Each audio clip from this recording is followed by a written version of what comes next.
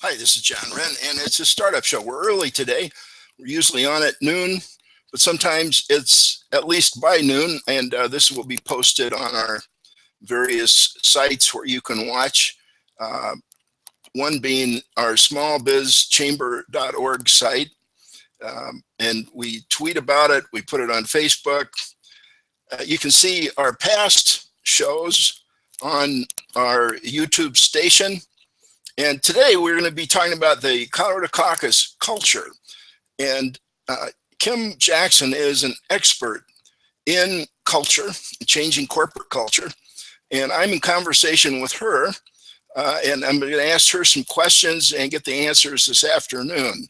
She couldn't be with us here on the show this morning, but here are the questions I'm going to ask her. And I'll post them as a comment here, her reaction. But you know what? She's got an excellent website, and I'll be posting a link to that website as a comment here just as soon as we're through. And then after I talk to Kim this afternoon, I'm going to post as comments here the answer to these questions. And this is going to be a very short show today.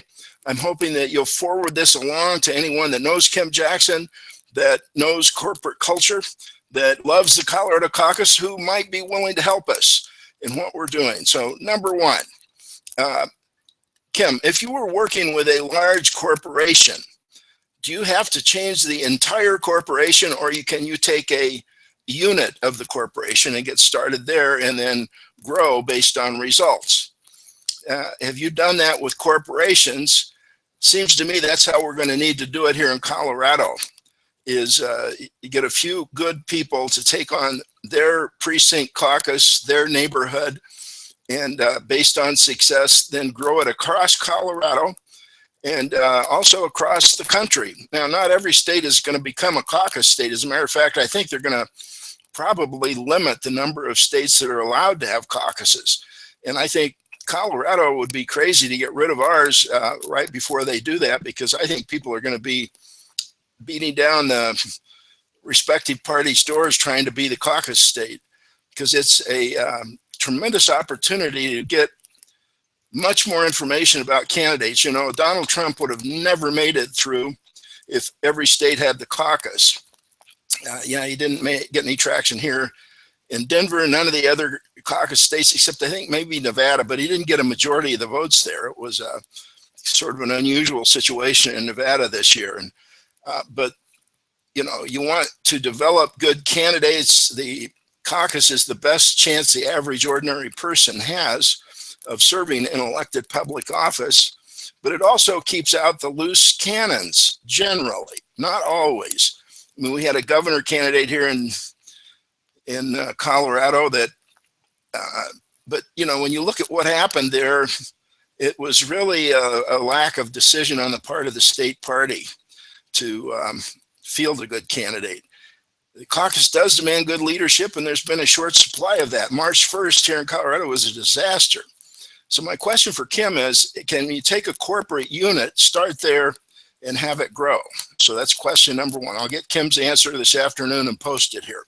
The second thing that I want Kim to consider is, what differences would there be in trying to adopt a new kind of culture for the Colorado Caucus, which is comprised of not just one party or the other. This is the way Colorado puts, and it's part of the progressive reforms that killed party bosses. That's why party bosses are continually trying to kill it.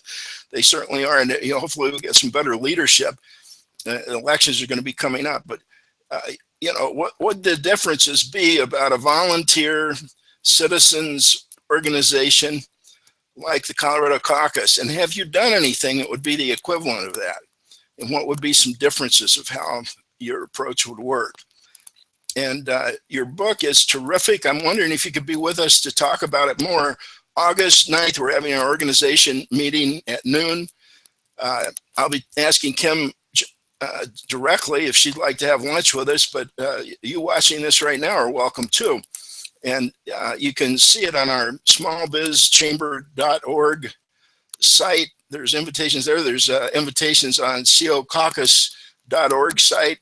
That's for their Save the Caucus movement.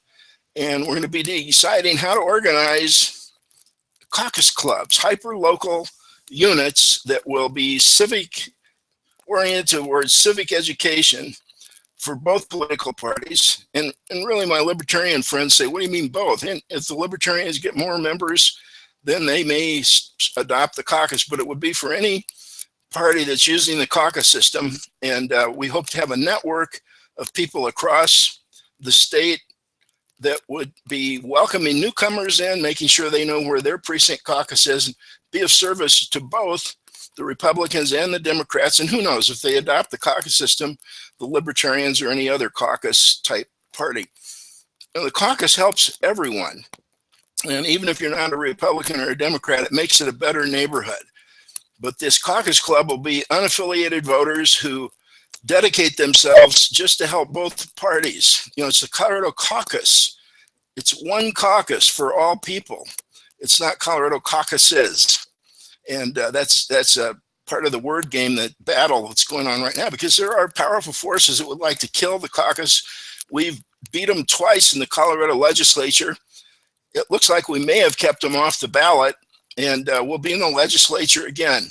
But if you'd like to be part of that, you know, support Save the Caucus. If you want to be part of just the education activity and, you know, not necessarily get adversarial like Save the Caucus is, that will be the one issue it will take on. But caucus clubs will be a little bit different. It'll be a welcoming wagon type thing, the communication channel for not just Republicans, not just Democrats, but for all Colorado citizens. And we think we can cooperate with local community newspapers and really make a difference in the culture of Colorado. And we'll be talking with Kim more about this on our show in September for sure, but maybe before then. I'm hoping she can come to our organization meeting, have lunch with us August 8th. And if you'd like to, let us know. So that's the startup show for today. This afternoon, I'll be at the Idea Cafe Startup Workshop and the Socrates Cafe. They're both at the Lodo Panera Bread that's right on 16th and Market, right on the corner. And come at 4:30 for the Idea Cafe Startup Workshop, 6 o'clock for a Socrates Cafe. You know, we're sponsored by the Small Business Chamber of Commerce, and we have a new startup method that we talk about. Recovery, you got to get back on your feet. Most good things come from something bad. So if you've gotten knocked down, maybe there's an opportunity there. But recover, imagine. Everything you see first started as someone's idea. So imagine, think, look before you leap, that's for sure. And there, we talk about ways of doing that in my little book, Daring Mighty Things, the simplest way to start your first or next new business. People have been reading it since, and not enough have been reading it. But I mean, we had no complaints. Nobody has, I've got a 100% money back guarantee.